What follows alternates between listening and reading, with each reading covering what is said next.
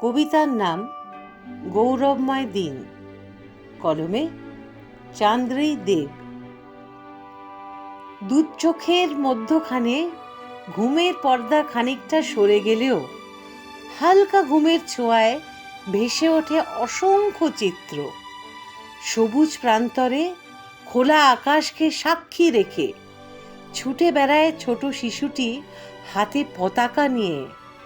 বিদ্যালয়ের প্রাঙ্গণে এক সারিতে দাঁড়িয়ে চিৎকার করে গর্বের সাথে জাতীয় সঙ্গীত গাওয়া, রোদের তাপকে উপেক্ষা করে শির দ্বারা উঁচু করে উড়ন্ত পতাকার দিকে এক মনে চেয়ে থাকা, এটাই আমার দেশ, আমার জন্মভূমি। হঠাৎ করেই ভেঙে যায় ঘুম।